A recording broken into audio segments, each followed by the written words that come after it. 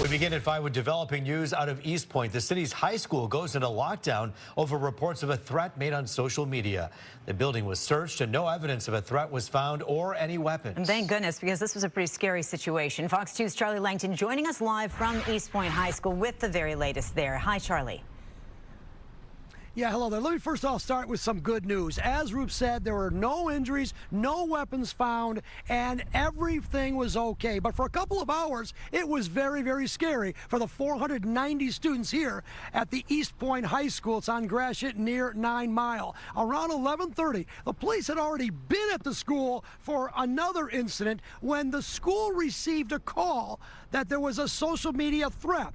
Someone on Instagram apparently posted something that looked like some student may have had a gun. Well, the parents that lined up in front of the school waiting for something to happen, they were very nervous. Take a look.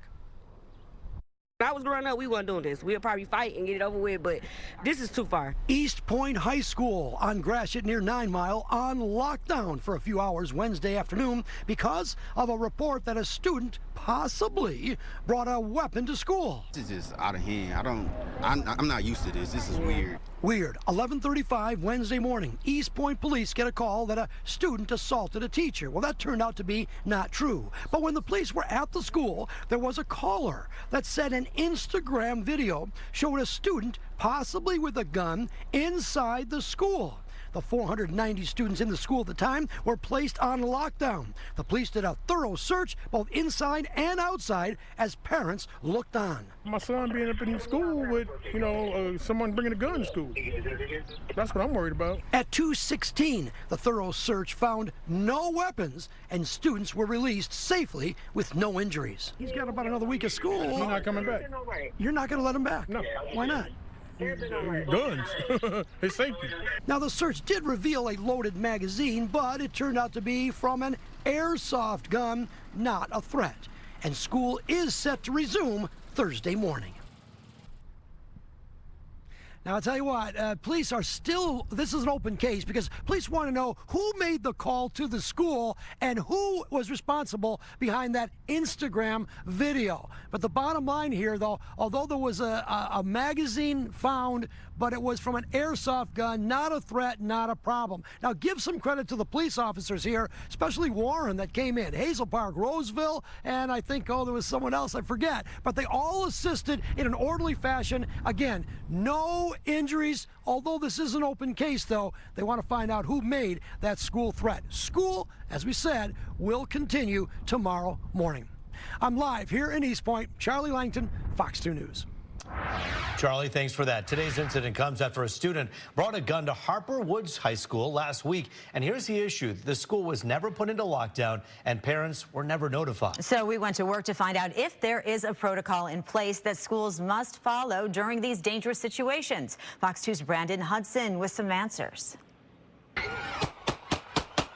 On Monday, cell phone video captured the danger of having a gun on a school campus. Gunfire scattered students during dismissal. While no one was hurt, that incident and the Oxford High School shooting, among others, have created a sense of anxiety among parents. Quick, accurate, and honest communication is the best practice that ensures our ability to stay safe and to keep our students safe. It is also why some parents demanded more transparency from the Harper Woods School District after a school employee discovered a student with a gun last week, but was reported publicly 5 days later. Should parents be justified in wanting to speak up to their school administrators about, hey, look, I just want to know what's going on in my kid's school? Mm-hmm. Absolutely. I think sometimes there can be this line or unbeknownst division because parents aren't in the building all day long, but they're still a major part of school community. To know. Aisha Cunningham is a licensed therapist who works with school children. She says when school districts send notifications of incidents to parents, it opens the door for mom and dad to check in with their child. What is the best way to approach these kind of conversations? Honestly, just starts with initiating the conversations. There's no right or wrong way as long as we are coming from a place of genuineness. Harper Woods is not the only district where community members reached out to us about a suspected cover-up of a weapon on campus. Viewers in Pontiac did too. A tip led Fox 2 to FOIA information on a student discovered with a BB gun at Pontiac High School. The report says the weapon was initially thought to be a real gun based on appearance.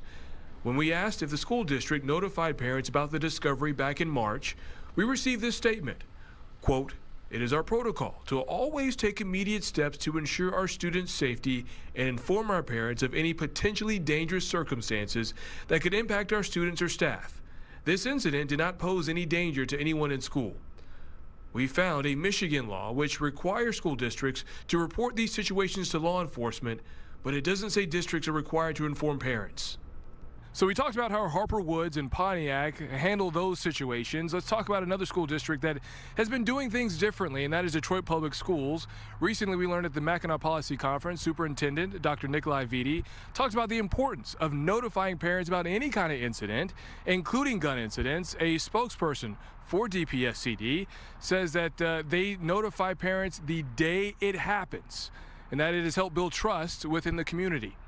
Brandon Hudson, Fox 2 News.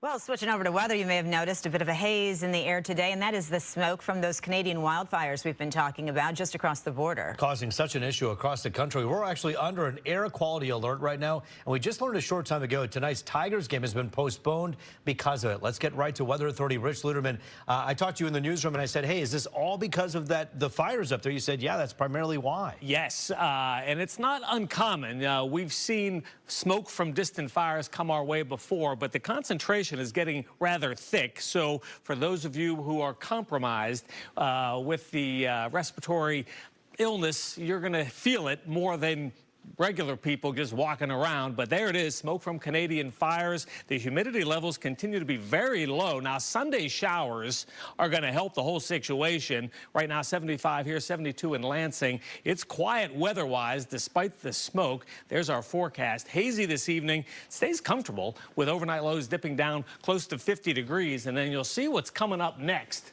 How about this? Elevated fire risk continues because it's been so dry. 18 rain-free days and counting for us. But again, Sunday, we're going to see a pattern change, and that will bring some likely showers to the area. You know, the smoke from Canadian wildfires is causing air quality issues in more than a dozen states right now. So what does that particular air quality alert mean for all of us here in Southeast Michigan? Fox 2's Derek Kevra breaks it down for us. Air quality alerts in Michigan are not all that uncommon, but most of the time in the summer when they're issued, it's for elevated levels of ozone. This air quality alert is for elevated levels of smoke. When was the last time that happened? Never, because it's never happened before. Today, it's the first time we've ever had an air quality alert due to all that smoke, and we are not alone in this. Across the United States, 114 million people are affected by that smoke that is way up in Canada and is being dragged through the atmosphere thanks to the prevailing wind pattern all the way down to us. The Northeast impacted greatly. We are impacted greatly. Now, the scale for this goes from 0 to like over 300. Anything over 100 tends to get our attention. And our level today is 173.